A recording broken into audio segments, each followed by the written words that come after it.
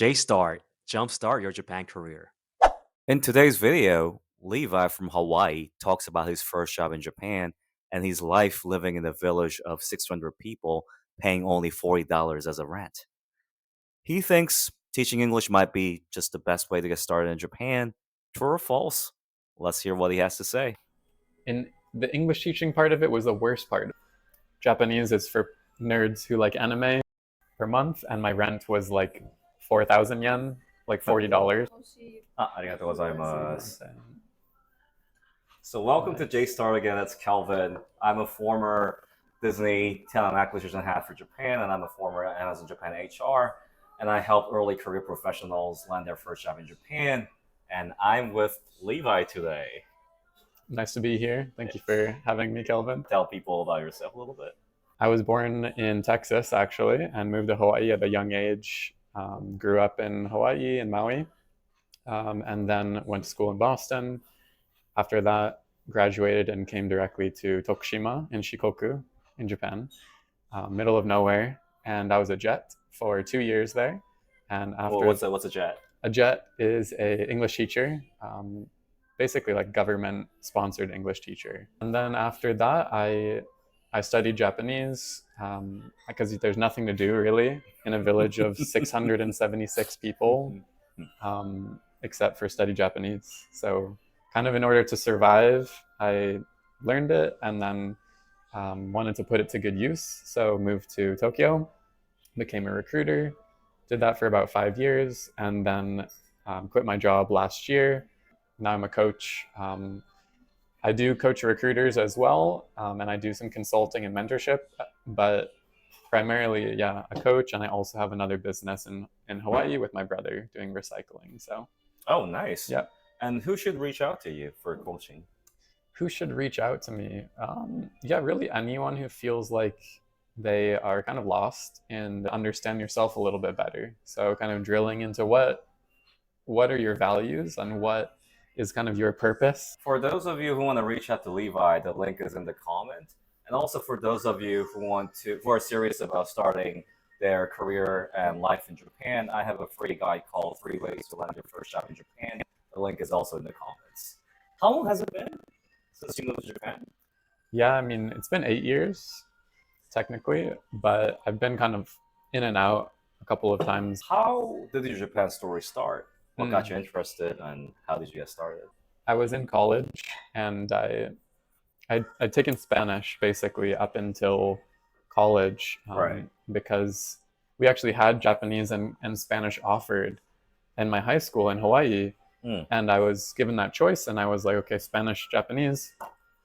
Japanese is for nerds who like anime, so I'm gonna go to Spanish instead. And then I, refound the wonders of anime later on and the wonders of Japanese. But that was high school. Did Spanish, and then in college, I had this choice again: am I going to be with these people in Spanish class who are only here because they want to go and travel abroad in Barcelona and drink a bunch and party, and they're not interested in learning the language, or do something that's kind of challenging? And my friends were out there doing like, neurosurgery and being pro volleyball players, and that was their trajectory, getting PhD. So I was like, I got to do something that's unique and interesting. So maybe I'll do an Asian language. And so I was given the choice: am I going to do Korean?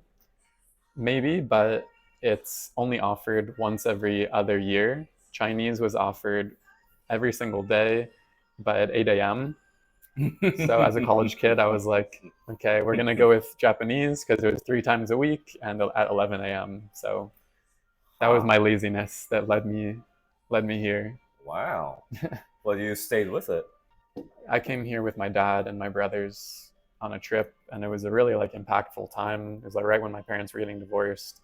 My dad actually found out when we were in an izakaya like this that he was getting divorced divorced from, and then I saw him drink for the first time in my life, and I was legal age at 19, so we just all drank together, and it was an amazing time of like bonding, going to the onsen, seeing everyone naked, like, there's a lot to love about Japan, bringing people together. So all of that together, Japan just seemed like this wonderful place where there's a kind of a puzzle to solve almost. Right. So tell me more about your whole approach. So what was in the back of your mind when you thought I'm gonna come to Japan?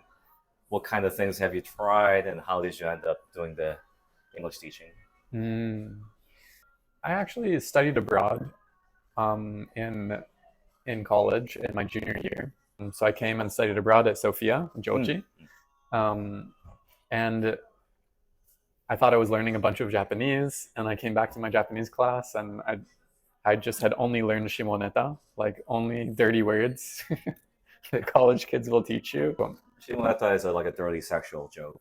Yeah, so I thought it would be really popular because all the guys in college thought it was hilarious, but actually it did not help me at all to learn Japanese. I had to unlearn a lot at that point. So but anyway, it all kind of seemed magical and connected, and I loved Haruki Murakami and his Mm. books as well. And then all of a sudden I found myself staying in the dorm where Murakami wrote his novels, like about Noruwei no Mori. He talks about Wakejuku as this dorm Yeah. with Stormtrooper, and I was staying in this dorm, and they're like, "Yeah, Nishirio is where Murakami used to stay," and I was like, "This is so fushigi, like it's just so weird." Wait. Haruki Murakami went to Sophia? No, he went to Waseda, Let's say that. but Okay. the dorm was near Waseda. So Interesting. anyway, all these like little things that seem completely disconnected, they were just like little points that were kind of pulling me back. I knew there was something for me back in Japan, so Gotcha. I applied for JET, and Were you that was considering other options or just teaching English? just teaching English. Mm. Yeah, I don't know. And why was that? Why was that? I didn't really. I think most of the things I was looking for were teaching options after college. I wanted to do something in an exotic place and just kind of do something different. And so I think I applied to like a teaching position in Fiji. I wanted adventure. So I guess the adventure is really what kind of brought me. Tell me more about your experience with application, how long the process took. Okay. If you could give advice to people out there who are looking to move to Japan and consider teaching English as their first option. I don't know if it's changed in the last 8 years since I applied, but at the time it was paid well for my situation. I was getting like sanjuman, right? 300,000 yen per month, and my rent was like 4,000 yen, like $40. So 4,000, not 4,000, not 40. No, How is that possible? Yonsen, because we were in the middle of nowhere, 676 person village in Tokushima. So I was saving like $1,000 a month with this. So I was like, this is the ultimate way outside of college. Like I know multiple people who paid off their student loans because of JET. Yeah, So 4,000 yen. That's like just dinner at a yeah, like exactly. a cheap izakaya. Exactly. To answer your question, the process and everything, I don't remember how long it took. I was in college in senior year. What I do remember that may be helpful to people is that I had a guide. I had kind of an advisor, and she had worked with college kids. She was my Japanese teacher, and she helped people get onto JET because she knew kind of the process. So I would say like look for someone in the community. They have like Japanese people. Maybe they know someone who is helping people to get onto JET, or if you have a professor, if you're a Japanese professor, they might be able to be a good resource.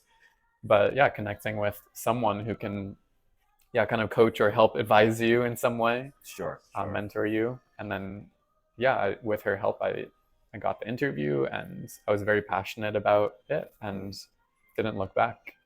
Yeah. Did you have any other offers? I don't think it's JET. How about for Japan? JET was the only. That's the only one I applied. Yeah. What's the requirement for the job? Did you need Japanese? No, definitely not. If you were to redo how you started in Japan, would you do it differently or the same? If I had to redo it, I can't imagine it having a better experience than what I had on JET. Honestly, wow. It was one of the best times of my life. Like, really, for sure. Like, what? How? You were living out in the boonies. I understand the benefits of having extremely cheap rent and 300,000 yen. I mean, you were basically having like what 296,000 yen every month. That's Yeah, I had Juman at $1,000 savings every month, basically. At the time, the yen was doing better too, so it was a little of bit course. better. But what was good about Jet? I don't even know where to start. In the English teaching part of it was the worst part of it. That was the only part I didn't like was English teaching. Elaborate. I didn't like that. Everything else was awesome. I loved to get out into the community. I was playing soft volleyball, like this. It's like volleyball, but you have it's almost like a beach ball kind of thing, but it's like a kickball. Mm. And I was playing that like 5 days a week with all the grandmas and grandpas in the village, and it was like a team of like 8 people, and yeah, every single day I would go there. I made such good friends with them, and they appreciated it a lot. My tonari no oba-chan, the lady next to me, she would just like make me food and just leave it on my doorstep. And Japanese food, right? yeah, we would like konnyaku. Wow. She would take me out to the forest because we just walk. Outside is basically the forest. So she would just walk me through, and we would forage for wild greens, and like, and she would like teach me how to cook them up. And that was just in the town. And then like outside of the town, I went up to Kompiraji one day, and I listened to this like crazy noise coming through like in the wind, and I was like, what is this? I followed it, and it was this old dude with like a Fu Manchu playing shakuhachi What? at this temple in Kagawa. That's crazy. So I was like, yo, what is this? And then he was like, this is a shakuhachi, a bamboo flute. And then he was like, you should come to my dojo and I'll teach you. So I was like, Who are you, the Karate I'm Kid? just like living the full like cinematic experience. Like it's Oh, almost wow. too cliche. Um, And this is not even talking about traveling to Hiroshima Sake Matsuri, the Yuki Matsuri in Sapporo, the Awa Odori in you just Tokushima. genuinely Like, loved staying in the countryside of Tokushima. yeah, I mean, Wow. but no, I'm saying like also there was the travel opportunities, because when you're a Right, jet, right. you get summers and winters and spring breaks and obonyasumi off, so you have a little bit of extra money, you can go travel. I traveled so much more in those 2 years than I did in my time in Tokyo, Okay. because you have more time off. And I went to Myanmar, I went to like Taiwan, I went to Vietnam, Cambodia, Huh. Laos, like as a jet. And a lot of times other jets came with me, so great camaraderie. I definitely recommend it. I know I'm going on too much about it, No, no, no. but that's the jet experience. Before we go on to the next question, so don't forget to download your free guide, 3 ways to land your first job in Japan. The link is in the comments, and I'm gonna see you guys in part 2. J-Start, jumpstart your Japan career.